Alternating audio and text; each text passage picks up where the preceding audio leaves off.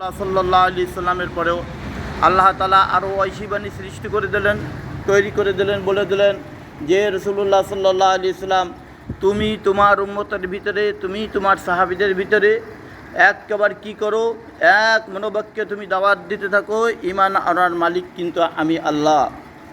আল্লাহ কালামের ফাঁকের ভিতরে বলতেছেন, ইউখাদিউনাল্লাহা ওয়াল্লাযীনা আমানু ওয়া মা ইয়াখদাউনা ইল্লা আনফুসাহুম ওয়া ইয়াশউরুন। আল্লাহ নবীকে বলে দিলেন, হে আমার রসুল, তুমি কি করো, তুমি দাওয়াত দিতে থাকো, ঈমান আনার দায়িত্ব তো আমার পরে, তুমি দাওয়াতের কাজ করতে থাকো, আমি ঈমান আনার দায়িত্ব আমার পরে। আল্লাহ তাআলা যাকে পছন্দ করেন তাকে ঈমান এনে দিয়েছে, আর যাকে পছন্দ করিনি তাকে ঈমান এনে দেন নেই। আমরা জানি সকলে এই দুনিয়ার ইতিহাস, এই ইতিহাস আমাদের কোনো বলার কোনো প্রয়োজন আসে না। যে রাসূলুল্লাহ সাল্লাল্লাহু আলাইহি সাল্লামের জন্য সিদ্ধান্ত করে একবার পরিপূর্ণভাবে বীর পলোয়ান হইয়া আল্লাহর নবীকে হত্যা করার জন্য ডাইরেক্ট তলোয়ার নিয়ে রওনা হয়েছে, তার নাম ছিল কি? উমার। তার নাম কি ছিল? উমার রাদিয়াল্লাহু তাআলা আনহু যখন তলোয়ার নাড়াইতে চলছে, চলার পরে পথের ভিতরে যে একজন সাহাবী সাদ ইবনে আবি ওয়াক্কাসের সঙ্গে সাক্ষাৎ হয়েছে। সাদ ইবনে আবি ওয়াক্কাস বলতেছে, উমার তুমি কই যাও? বলে, আমি যাচ্ছি মুহাম্মদ রাসূলুল্লাহ সাল্লাল্লাহু আলাইহি সাল্লাম তার গর্দান কাটার জন্য।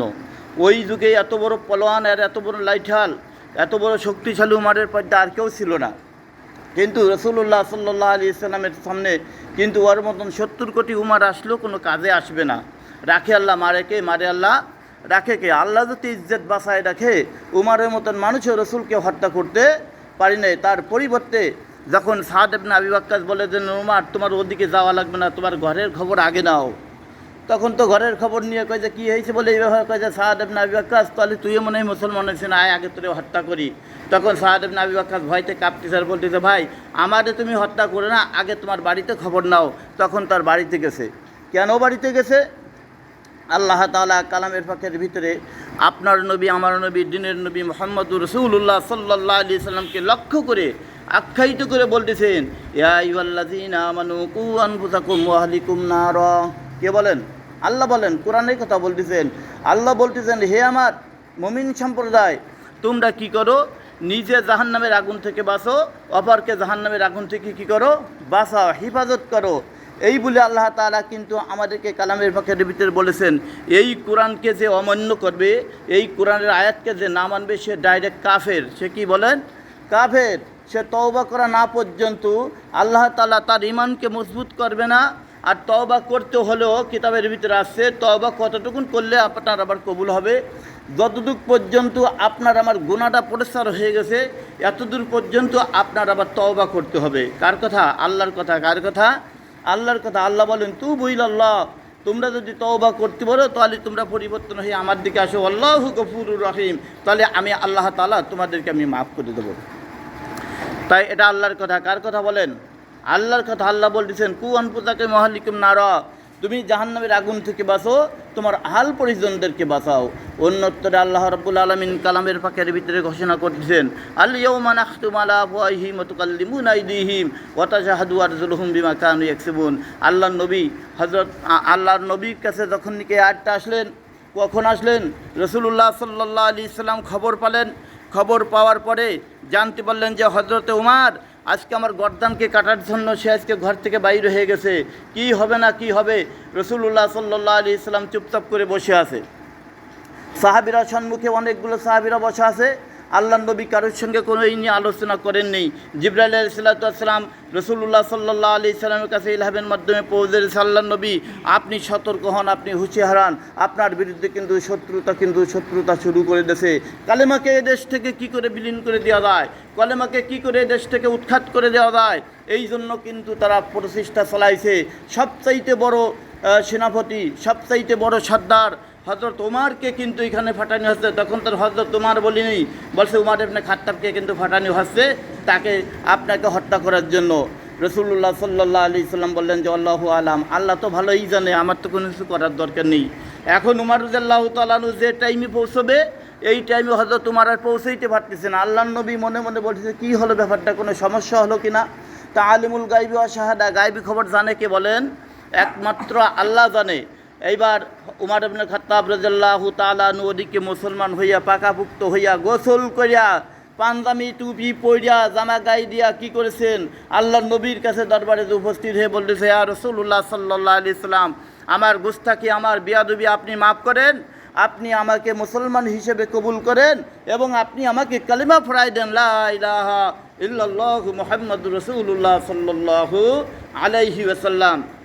রসুল্লাহ সাল্লাল্লাহু আলাইহি ওয়াসাল্লাম কী করলেন, হযরত ওমর রাদিয়াল্লাহু তাআলা আনহুকে ডেকে নিয়ে কাছে নিয়ে মাথায় হাত বুলালেন, বললেন যে ওমর, তুমি কি জানো আজকের খবর, তুমি জানো? বলে, না তো আমি জানি না হুজুর, কী হয়েছে বলেন। বলে, আমি রাত্রিরে দোয়া করেছি আল্লাহর কাছে, আল্লাহ হয় তুমি ওমরকে আর না হয় তুমি আবু জাহেলকে, এই দুইজনের একজনকে তুমি ইসলাম গ্রহণ করায় দাও। তা আল্লাহ তাআলা তোমাকে পছন্দ করেছে এবং তুমি ইসলাম গ্রহণ করেছো, তোমাকে আশারা মুবাশশারার ভিতরে তোমার সংবাদ দিয়ে দিলাম, কাল কিয়ামতের ময়দানে ডাইরেক্ট তুমি বিনি হিসেবে জান্নাতে চলে যাবা। আল্লাহ কিন্তু বলে নেই যে এখনও উমারের মতন লোক এই দেশে তৈরি হবে না, এখনও উমারের মতন এত আমলদারি লোক এই দেশে তৈরি হবে না। আল্লাহ কিন্তু এই কথা বলি নেই। আল্লাহ রাব্বুল আলামিন বলতেছেন, উমারের মতন লোক কিন্তু আমরা চেষ্টা করলে হতে পারি, আমাদের হওয়ার দরকারও আছে। যদি আমরা হতে না পারি, আমরা যদি সেরকমভাবে আমল করতে না পারি, তাহলে তো কাল কিয়ামতের ময়দানে আপনার আমার কোনো উপায় থাকবে না। যেরকম আল্লাহ বলতেছেন, ইয়া আইয়ুহাল্লাযীনা আমানু কু আনফুসাকুম ওয়া আহলিকুম নারা, হে আমার মুমিন সম্প্রদায়, তোমরা জাহান্নামের আগুন থেকে বাঁচো, তোমাদের আহাল পরিজন যারা আছে তাদেরকেও তোমরা জাহান্নামের আগুন থেকে হেফাজত করে বাঁচাই দাও। আজকে আমরা জাহান্নামের আগুন থেকে বাঁচাবো, কে বাঁচাবে? কে কোরআন বোঝে? কে কোরআনের কথা বলতে পারে? তার দলটা কোন দিকে আছে? তার কি আল্লাহর কোরআনের সঙ্গে তালমিল করে কোনো তার দল আছে, না কোরআন ছাড়া তার দল আছে? কোনো আলেমের সঙ্গে তার সম্পর্ক আছে, না আলেমের বাইরের সম্পর্ক আছে? এটা কিন্তু রাসূলুল্লাহ সাল্লাল্লাহু আলাইহি ওয়াসাল্লাম হাদিসে বলতেছেন যে, মান যারা আলিমান ফাকান্নামা যারা নাবিয়ান, যে ব্যক্তি একজন আলেমকে চিনলো সে কেমন সরাসরি একজন নবীকে চিনলো। এদিকে রাসূলুল্লাহ সাল্লাল্লাহু আলাইহি ওয়াসাল্লাম বলেন, এই দুনিয়ার বুক থেকে যদি কোনো মুমিন মুসলমান ইমানের হালাতে রাসূলুল্লাহ সাল্লাল্লাহু আলাইহি সাল্লামের দিকে একটি নজর তাকাইছে, সামান্য একটু তাকাইছে, সাহাবীরা বলেন যে সামান্য বলতে কি হুজুর? বলে, সামান্য বলতে অন্তর থেকে বলছে যে আমি রাসূলের সঙ্গে সাক্ষাৎ করতে যাচ্ছি সাল্লাল্লাহু আলাইহি সাল্লাম, আমি আল্লাহ নবীর সঙ্গে সাক্ষাৎ করতে যাচ্ছি। সে ফাতের ভেতরে মারা গেছে, মারা যাওয়ার সাথে সাথে আল্লাহ তাআলা আল্লাহু গফুরুর রহিম, আল্লাহ তাআলা তার পিছনে সব গুনাহগুলো মাফ করে দেবে, বলি সুবহানাল্লাহ। ভাইরা আমার, বন্ধুরা আমার, আমরা কে কখন মারা যাবো আমাদের কাছে কোনো চিঠি আছে? আমাদের কাছে কোনো এলাম আছে যে তুমি এই টাইমে মারা যাবা, তুমি এই মুহূর্তে তওবা করো, তুমি এই ধ্যান করো, ত্যান করো? সেদিকে আমাদের করা যাবে না। তাহলে আমাদের কী করতে হবে? রাসূলুল্লাহ সাল্লাল্লাহু আলাইহি ওয়াসাল্লাম সহিহ হাদিসের ভিতরে বলতেছেন, মান তাশাব্বাহা বিকওমিন ফাহুয়া মিনহুম, যেই কওমের সঙ্গে যার যে সম্পর্ক থাকবে, যেই কওমের সঙ্গে যার ওঠা বসা থাকবে, কাল কিয়ামতের ময়দানে হাসর নাসর তার সঙ্গে হবে। বলে, হাসর আর নাসর কাকে বলা হয়? হাসরের ময়দান এমন একটা ময়দান, যেই ময়দানের ভিতরে কেউ কাউকে পরিচয় দেবে না, তাকে বলা হয় হাসর। তাকে কি বলা হয়? হাসরের মাঠ। কেউ কাউকে পরিচয় দেবে না। আল্লাহ রাব্বুল আলামিন নিজে কাজী হইয়া বিচার শুরু করে দেবে। যখন নিজে কাজী হইয়া বিচার শুরু করে দেবে, তখন উনি কী করবেন? একটা নেকির জন্য ওই কিয়ামতের ময়দানে এসে দৌড়দৌড়ি হুড়োহুড়ি করতে থাকবে। আল্লাহ রাব্বুল আলামিন বিচার ফাইসালা করে বলবে যে, বান্দারে, তোমার তো একটা নেকির অভাব রয়েছে, তুমি একটা নেকি নিয়ে যেতে আসতে পারো এই হাসরের ময়দানে, আমি আল্লাহ তাআলা তোমাকে আমি জান্নাত বলে ঘোষণা করে দেবো। তখন উনি পাগলের মতন উনি ওই কিয়ামতের ময়দানে সমস্ত জিনিস তামা হয়ে যাবে, কারোর বুক পর্যন্ত পুজ পানি হয়ে যাবে, আর 12টা সূর্যের মুখ আপনার আমার দিকে ফিরাইয়ে দেবে, কারোর মাথাগুলো টাস টাস করে ফাটিয়া মাথা দিয়া রক্ত পুজ ঘিলু বাইরে হইতে থাকবে, কেউ গলা পর্যন্ত হাবুডুবু খাইবে আর ওইটা খাইতে থাকবে, আর কেউ কেউ ওখানে বসে আল্লাহর আরশের তলে তারা ছায়া পেয়ে যাবে। যখন এই ব্যক্তি কী করবে? একটা নেকির জন্য দৌড়দৌড়ি হুড়োহুড়ি করবে, কার কাছে যাবে? এই শয়তান মার্কা যারা আছে এদের কাছে যাবে না, তার কাছে যাবে না। একজন পীর সাহেবের কাছে যাবে, তাও যাবে না। বলে, একজন আলেমের কাছে যাবে, বলে তাও যাবে না। আল্লাহ সেটা কোরআনের ভিতরে বুঝাই দিচ্ছে যে কার কাছে যাবে। ওয়া উম্মুহু ওয়া আবিহি ওয়া সাহিবাতিহি ওয়া বানি লিকুল্লি মিনহুম শা'নুন ইউগনি উজুহু ইয়াওমাইযিন মুসফিরা। আল্লাহ বলতেছেন যে, হে বদকার, হে জাহান্নামী ওয়ালারা, তোমরা কিন্তু কাল কিয়ামতের ময়দানে সর্বপ্রথম তোমার কিন্তু দৌড়তে হবে তোমার মার কাছে, তোমার বাবার কাছে, তোমার ভাইয়ের কাছে, তোমার আত্মীয়স্বজনের কাছে। দুনিয়ার বুকে মাকে চিনলে না, দুনিয়ার বুকে ভাই ভাইকে চিনলে না, বাবা বাবাকে চিনলে না, আর আমি যাই ওখানে নেকি চাবো আর নেকি আমার ওখানে আমাকে দিয়ে দেবে, এত সম্ভব হতে পারে না। যেহেতু আল্লাহ বলেছেন, কু আনফুসাকুম ওয়া আহলিকুম নারা, তুমিও জাহান্নামের আগুন থেকে বাঁচো, তোমার আহাল পরিজনও জাহান্নামের আগুন থেকে কী করো, বাঁচাও। তাহলে আজ আমি দুনিয়ার বুকে জীবিত থাকা অবস্থায় নিজের রক্তজাত ভাইকে ভাই বলে আমি চিনতে পারলাম না, নিজের মাকে আমি মা বলে চিনতে পারলাম না, অথচ আমি চিনলাম শয়তানি দলভুক্ত যারা আছে শয়তানদের দিকে আমরা লক্ষ্য রাখতে পারলাম। মুরব্বীরা বলেছে, কিতাবে কিন্তু পাই নাই, মুরব্বীরা বলেছিল, আমার নানি আমাকে মাঝে মধ্যে বলতো শুয়ে শুয়ে যে শোন, এই কিয়ামতের আগে একটা জিনিস হবে। বলে কী হবে? বলে রাসূলুল্লাহ সাল্লাল্লাহু আলাইহি সাল্লাম বলে একদিন হাঁটতেছিল, হাঁটতে হাঁটতে যে দেখে যে 3টে পুকুর এক জায়গা। কয়টা পুকুর বলেন? 3টে পুকুর। তা এই এক পুকুরি পানি আর এক পুকুরি পানি, মাঝখানে একটা পুকুর শুকনো রয়েছে, কিন্তু ওই পুকুরের পানি উঠলে যাইয়া ওই পুকুরে পড়তেছে, আর এই পুকুরের পানি ওই পুকুরে এসে পড়তেছে। তখন বলে সাহাবীরা জিজ্ঞেস করেছিল, আমরা কিতাবে পাই নাই, কিন্তু এবার শোনা খবর বলতেছি। তখন সাহাবীরা জিজ্ঞেস করছে, ইয়া রাসূলুল্লাহ সাল্লাল্লাহু আলাইহি সাল্লাম, এত বড় আশ্চর্য বিষয়, এটা কি? আল্লাহর নবী কি বলে বলেছিল? এটা একটা কিয়ামতের আলামত। কিসের আলামত বলেন? কিয়ামতের আলামত। কয় যে হুজুর কী রকমের?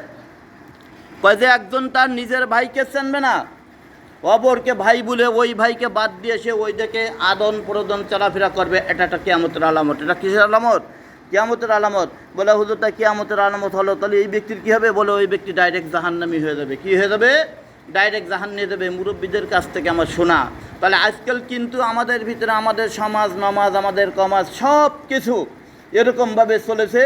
নিজের ভাইকে ভাই বলে পরিচয় দেয় না, আব্বাকে আব্বা বলে ডাকতে রাজি না, মাকে মা বলে ডাকতে রাজি না, নিজের বোনকে বোন বলে স্বীকার করতে রাজি না, কিন্তু আর একজনের সাথে ধর্ম বোন, আর একজনের সাথে অমক বোন তমক বোন, হ্যান ট্যান করে করে সেদিকে আমরা আজকে অগ্রগতি হয়ে যাচ্ছি। রাসূলুল্লাহ সাল্লাল্লাহু আলাইহি সাল্লাম বলেন যে খবরদার হে আমার উম্মতরা, তোমরা ওদের সঙ্গে সম্পর্ক রাখিও না যারা ভাইকে ভাইয়ের সঙ্গে তারা কি করছে, কতেছিলা করেছে, ভাইয়ের সঙ্গে ভাইকে পরিচয় দিতে দেয় না, ভাইয়ের সঙ্গে ভাইতে পরিচয় দেয় না। তুমি মৃত্যুকে স্মরণ করো, তুমি কখনো সেদিকে তুমি ভ্রুক্ষেপ করিও না, তুমি ফিরে আসো, আজ ইসলামী ছায়াতলে চলে আসো, লা ইলাহা ইল্লাল্লাহ মুহাম্মাদুর রাসূলুল্লাহ সাল্লাল্লাহু আলাইহি সাল্লামের ছায়াতলে চলে আসো। যদি তোমরা আসতে পারো তাহলে কি হবে? আল্লাহ তাআলা তোমার পিছনের গুনাহগুলো মাফ করে দিয়ে সমস্ত গুনাহগুলোকে তোমার নেকিতে পরিপূর্ণ করে দেবে। তুমি যদি জীবন দশায় থাইকা ভাইয়ের সঙ্গে ভাই কাঁধে কাঁধ মিলে যদি ভাইকে বলতে পারো, ভাই আমি তো বড় ভুল করেছি, আমি তো অপরাধ করেছি, তখন সাথে সাথে আপনার গুনাহগুলো সব নেকিতে পরিণত হয়ে যাবে। আমরা মুসলমান, আমাদের শুধু নেকি ছাড়া আমাদের কোনো কিন্তু বদি নেই। এই জন্য আমাদের লক্ষ্য রাখতে হবে যে কোন দিকে কি হচ্ছে, কোথায় কোন নেকি হলে, কোন কাজ করলে আপনার আমার আমল নামায় নেকিগুলো আসবে, এদিকে আমাদের লক্ষ্য রাখার দরকার। যেহেতু আসতেছে আমাদের সামনে ঈদুল ফিতর। কি আসতেছে? ঈদুল ফিতর। ফিতরা কাকে দেবেন? জাকাত কাকে দেবেন? জাকাতের টাকা কোথায় আমাদের ব্যয় করতে হবে, ফিতরার টাকা আমাদের কোথায় ব্যয় করতে হবে, এটাও কিন্তু আমরা সঠিকভাবে জানি না। টাকার গরম আছে, বসে বসে জাকাত দেওয়া শুরু করে দিয়েছে। নিজের ভাই, নিজের বোন, তাদের ভিতরে ইয়েতিম রয়েছে, মিসকিন রয়েছে, হত দরিদ্র রয়েছে, মানুষের দিনা রয়েছে, তাদেরকে আমরা কিন্তু এই জাকাতের টাকা দিতে রাজি না। নিজের দল বল বাঁচাবার জন্য চেষ্টা করে জাকাত আর একখানে মসজিদের পুকুরটা বাদ দিয়া অন্য পুকুরের ভিতরে যে আমরা সেই জাকাতের টাকাগুলো দেওয়ার জন্য আমরা ধাবিত হচ্ছি। আমি আমার মহল্লাবাসী ভাইদেরকে বলবো যে আসুন, আমাদের মাঝ থেকেই কি হোক, কোরআনের হক দাওয়াত দেশে পরিচালিত হোক। এমনিই তো কোরআন আছে, আরও থাকবে। কোরআনের হক দাওয়াত এখনও চলতেছে। কোরআন যারা বোঝে হক দাওয়াত তারাই দেয়, আর কোরআন যারা বোঝে না তারা হক দাওয়াত দেয় না। আজ দেখেন আমাদের মসজিদকে তাকায় দেখেন, এতদিন শুধু এতেকাব দেখছেন আর শুনছেন, কিন্তু এরকমের এতেকাবে বসা মানুষ, যিনি একজন হক্কানি আলেম, যিনি আলহাজ, আজকে সে আমাদের মসজিদে এতেকাবে বইছে। কত সুন্দর তার নিয়ম কানুন কায়দা পদ্ধতি। আমি কালকেই লক্ষ্য করতেছি যে দেখা যাক, দেখি এতেকাবালারে আজকে কী অবস্থা হয়। আমার নিজের কথা আমি নিজে বলছি, আমরা যত সময় বাইরে কাজ করছি কিন্তু এতেকাবালা নড়ি নাই। যখন মসজিদের ভিতরে ঢুকছি সমস্ত মসজিদগুলো সেই এতেকাবালা একাই ঝাড়ু দিয়ে দিল। দেখালাম যে উঠেই ঝাড়ু দেওয়া শুরু করছে, পানি দেওয়া শুরু করছে, যেহেতু মসজিদের কাজ এতেকাব করা জায়েজ আছে। অথচ বাইরের কাজগুলো আমরা করে আসলাম। কেন করে আসলাম? ঈদুল ফিতরের নামাজ আমাদের এখানে মুরব্বীরা, আমাদের স্নেহের কচি কচি ছেলেমেয়েরা এবং আমাদের যুবক ভাইরা, তারা আজকে এখানে ঈদের নামাজ পড়ার জন্য ধাবিত হচ্ছে। তাদের অন্তর কাঁদতেছে যে আল ফিতনাতু আসাদ্দু মিনাল কতল, ফিতনা হচ্ছে কতলের চাইতে মারাত্মক। এই ফিতনার থেকে হেফাজত থাকার জন্য আজকে আমাদের মহল্লার ভিতরে ঈদুল ফিতরের নামাজ পড়ার জন্য আমাদের মহল্লাবাসী সকলেই কাঁধে কাঁধ মিলে একত্রিত হয়ে তারা নামাজ পড়ার জন্য ধাবিত হচ্ছে। এবং বাইরে মহল্লায় আমাদের যে সমস্ত ভাই বিরাদার আত্মীয় স্বজন যারা বাইরের মহল্লায় রয়েছে তাদেরকেও দাওয়াত দিয়া আমরা এক জায়গায় আসার জন্য চেষ্টা করতেছি। কেন চেষ্টা করতেছি? ওই কোরআনের আয়াতের দিকে তাকাইয়া। কোন কোরআন আয়াতের দিকে তাকাইয়া?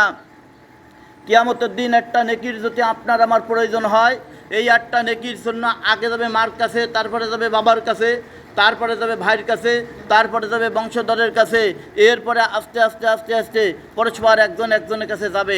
এই জন্য আমরা এইখানে বসে বসে আল্লাহর কোরআনকে বাস্তবায়িত করার জন্য, এই দুনিয়ার বুকে হক দাওয়াত দেওয়ার জন্য আমরা সমস্ত ভাই বেরাদার আত্মীয় স্বজন পাড়া প্রতিবেশী যারা আছেন তাদের কাছে আমি আহ্বান জানাবো যে আল্লাহর কোরআন দিকে লক্ষ্য করে আমরা কাঁধে কাঁধ মিলে যেন ওইখানে এসে আমরা কী করতে পারি? ঈদুল ফিতরের নামাজগুলো আদায় করতে পারি। ঈদুল ফিতর অর্থাৎ ঈদুল ফিতর নাম রাখা হলো কেন? যে নামাজের আগে আমাদের ফিতরার টাকাগুলো পরিশোধ করতে হবে। যদি কেউ বলে যে হুজুর আমি তো নামাজের আগে দিতে পারিনি, আমি নামাজের পরে দেবো, বলে কেন আপনি নামাজের পরে দেবেন? আপনার ঈমান দুর্বল। আপনার তো আগে উচিত ছিল এই ফিতর দেওয়া। বলে আমার একজন আত্মীয় আছে এখানে না, সে চট্টগ্রাম আছে, তার ফিতরটা আমি দিতে পারিনি। আপনি যদি দিতে না পারেন তার নামের পরে আপনি টাকাটা রেখে অঙ্ক অবস্থা আলাদা রেখে দেন, আর মনে মনে যখন নিয়ত করেছেন আমি তাকে এই ফিতরার টাকাটা দেবো, আপনি 10 বছর পরে দেন, 50 বছর পরে দেন, আপনার আমার ফিতরা কিন্তু ওখানে আদায় হয়ে যাবে। এই জন্য ফিতরার টাকা এবং যাকাতের টাকা কিন্তু আমাদের রাত দিন ব্যবধান চলতেছে। ফিতরার টাকা যে কোনো হত দরিদ্র লোকে পাইতে পারে, কিন্তু যাকাতের টাকা এতিম মিসকিন এদের হক। এই যাকাতের টাকা দিয়ে কোনো রোডঘাট করে দেওয়া যাবে না, যাকাতের টাকা দিয়ে কোনো ঘরবাড়ি করে দেওয়া যাবে না। যাকাতের টাকা একমাত্র গরিবের পিছনে আপনার আমার ব্যয় করতে হবে। আমাদের মাদ্রাসায় যারা টাকা পয়সা দান করে আমি জিজ্ঞেস করি যে ভাই এটা কি যাকাতের টাকা না ফিতরার টাকা? অনেক লোকে বলতে হুজুর এই কথাটা তো কেউ জিজ্ঞেস করে না, আপনি কয় বছর ধরে খালি আগে জিজ্ঞেস করেন যে এটা যাকাত না ফিতরা। আমি বললাম যে ভাই জাকাত জিনিসটা হলে আমার ঘাড়ে এসে পেছাই যাবে।